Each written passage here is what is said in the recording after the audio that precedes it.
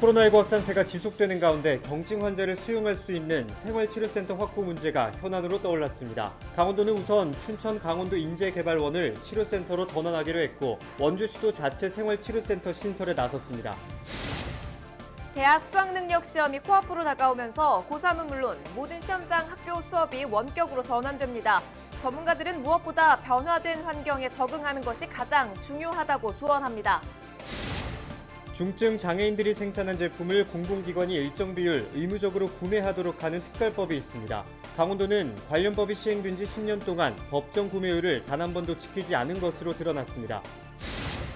최근 홍천군청 태권도 실업팀 창단이 추진되고 있습니다. 여기에 고등학교 팀도 창단에 나서면서 초등학교부터 실업팀까지 태권도팀의 연계가 기대되고 있습니다.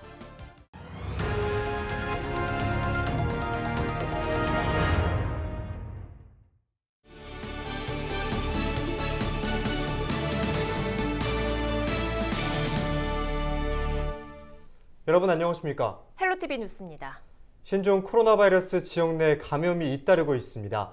다음 주 치러지는 수능 시험에 대비하기 위해 고3은 물론이고 시험장으로 활용되는 학교들은 모든 수업이 원격으로 전환되는데요. 사상 유례 없는 감염병 상황에서 수능 시험을 치르게 된 수험생들.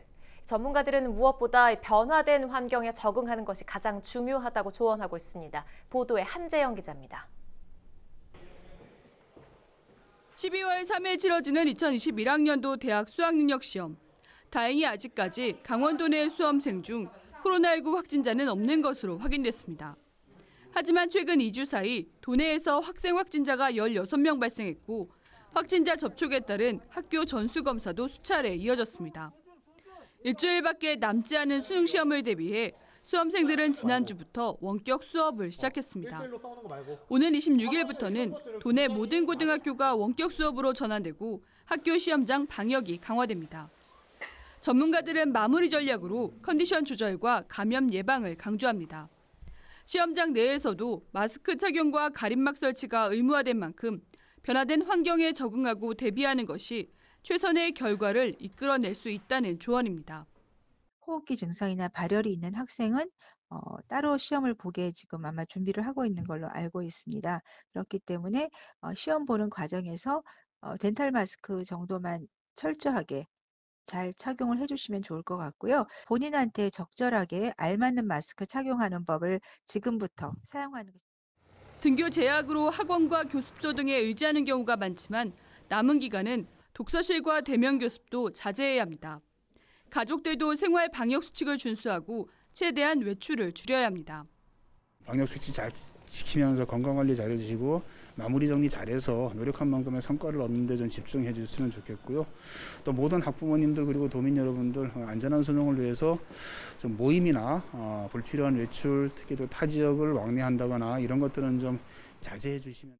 이 밖에도 전문가들은 여분의 마스크 등 시험에 필요한 준비물을 미리 챙겨놓고 수능일과 같은 시간으로 일어나고 문제 푸는 연습을 하도록 당부했습니다. 헬로티비 뉴스 한재영입니다. 강원도 확진자 중 3분의 1은 경기도 광주의 생활치료센터에서 치료를 받고 있습니다. 도내 생활치료센터가 없어서 공동으로 사용해 왔는데요. 최근 수도권 확산세도 심상치 않아서 춘천에 생활치료센터를 열게 된 겁니다.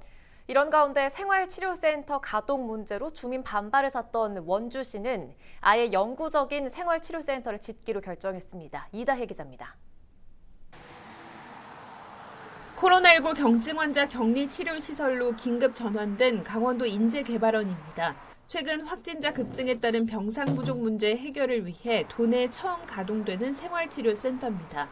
강원도는 지난 8월 원주의 한 청소년 수련원을 생활치료센터로 운영하려다 인근 주민들이 반발하면서 무산됐습니다. 이 때문에 최근 경증 코로나19 환자 60여 명을 경기도 광주의 생활치료센터로 이송했습니다.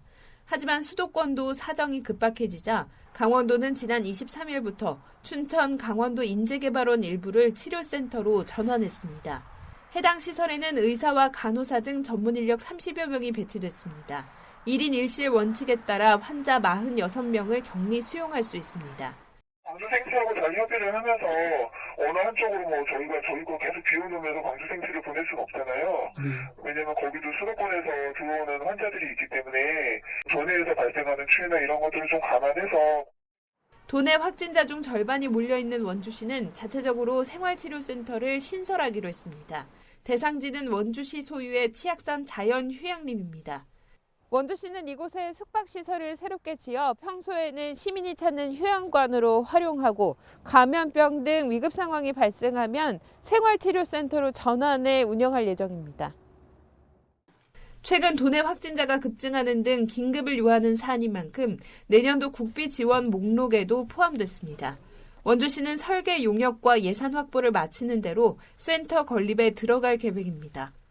지하 1층, 지상 2층 정도 해서 지금 만들려고 생각하고 있습니다. 그래서 약 한 50실 정도 하는데 지금 국회에 이제 예결위에 예산결산위원회에 사업 내용이 지금 들어가 있습니다. 쪽지 예산으로. 강원도는 이와 별개로 영서 남부와 영동 지역 등 공공시설 5곳에 생활치료센터를 운영한다는 계획입니다. 경증 환자 격리치료센터가 따로 마련되면 음압병상 가동에는 조금 숨통이 트일 것으로 기대하고 있습니다. 방역당국의 노력과 시민들의 동참에도 재유행을 반복하는 코로나19 사태, 도내 첫 생활치료센터 운영과 더불어 장기전에 대비한 연구치료시설 건립까지 추진되는 등 방역당국의 긴장감은 갈수록 더욱 높아지고 있습니다. 헬로티비 뉴스 이다혜입니다. 철원군이 코로나19 확산 방지를 위해 24일부터 다음 달 11일까지 군청 부서별 3분의 1 이상 재택근무를 시행한다고 밝혔습니다. 철원군은 우선 3주간 시행하고 추후 코로나19 확산 추이를 고려해 연장 여부를 결정할 예정입니다. 부서별 필수 기능 유지를 위해 하루 단위 순환제로 운영하고 임산부와 만성질환자 등 면역력이 취약한 공무원과 자녀 돌봄이 필요한 공무원은 우선 재택근무를 실시하기로 했습니다.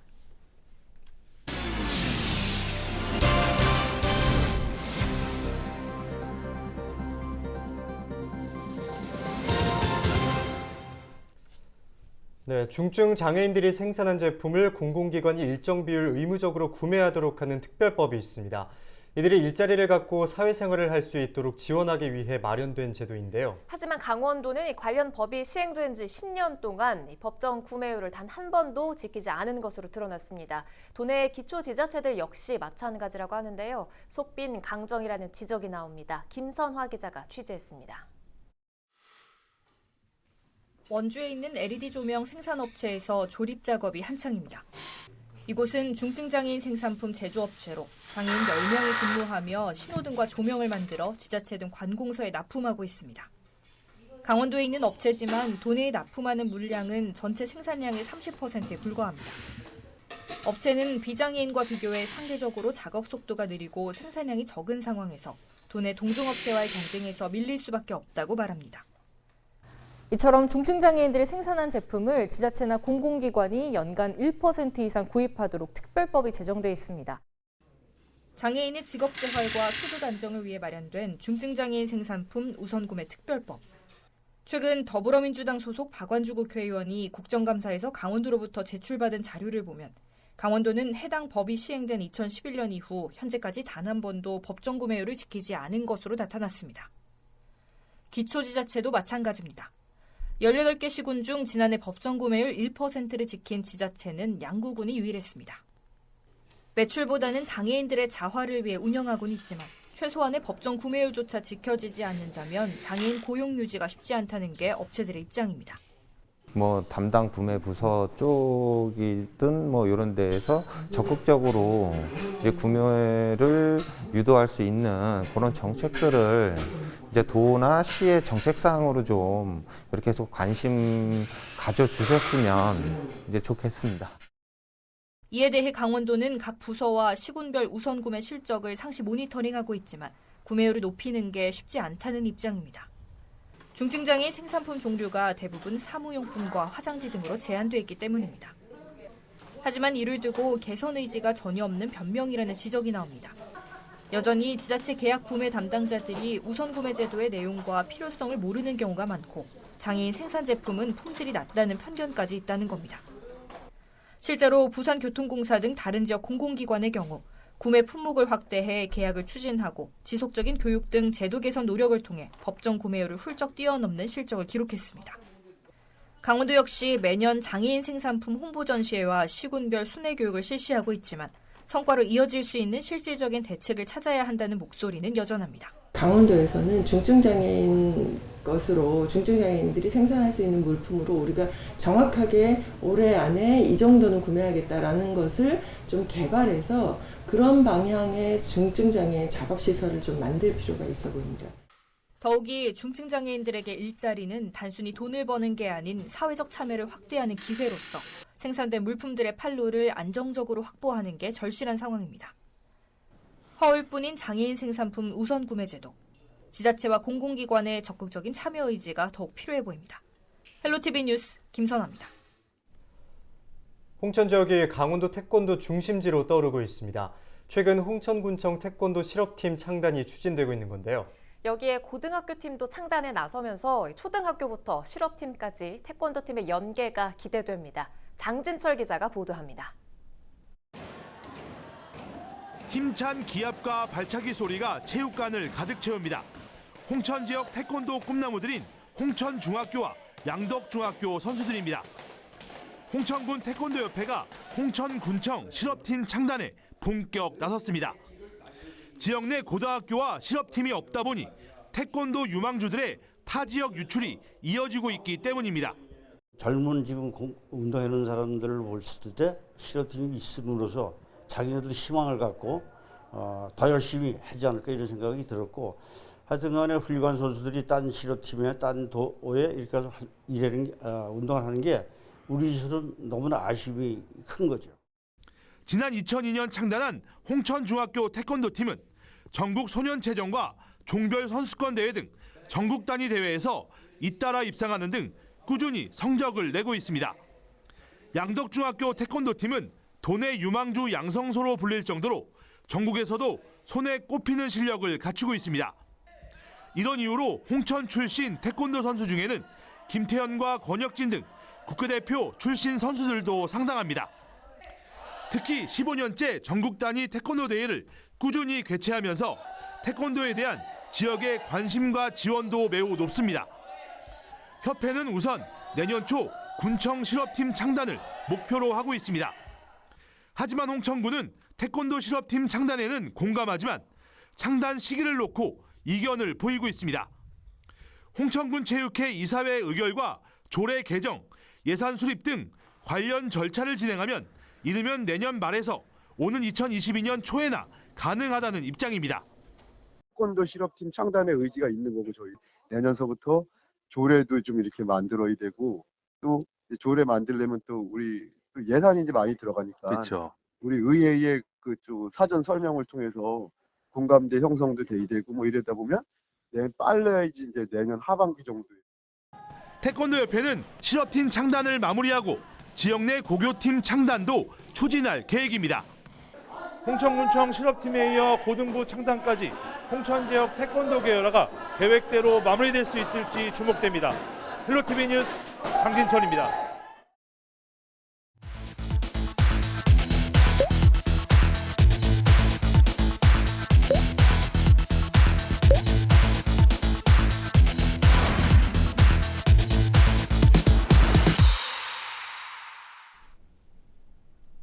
도내에서 유일하게 경찰서가 없는 양양군이 경찰서 신설 사업에 속도를 내고 있습니다. 양양군은 지난해 정부 예산 확정으로 가시화된 양양경찰서 신설 사업이 오는 2023년 준공을 목표로 순조롭게 진행되고 있다고 밝혔습니다. 양양군은 지난해 경찰서 신설 부지를 양양읍 송암리 일대 15,000제곱미터 규모로 확보한 데 이어 설계 공모가 진행 중이라고 설명했습니다. 내년 상반기 안에 기본 설계를 마치고 9월 건축 허가를 거쳐 오는 2022년 3월 착공할 계획입니다. 강원도가 동해 지역 시민단체들이 제기한 동해안권 경제자유구역 망상 1지구 사업자 선정 논란에 대한 특별감사를 실시하기로 했습니다. 동해시는 심규원 동해시장이 지난 18일 강원도청을 찾아 망상 1지구 의혹을 규명하기 위한 특별감사를 요청한 결과 강원도가 이를 최종 수용했다고 밝혔습니다. 다만 구체적인 감사 일정은 잡히지 않았습니다. 앞서 동해 지역 시민단체는 망상일지구 사업 시행자로 선정된 업체가 제안서의 내용을 왜곡했고 심사 과정에서 제대로 검토되지 않았다는 의혹을 제기한 바 있습니다.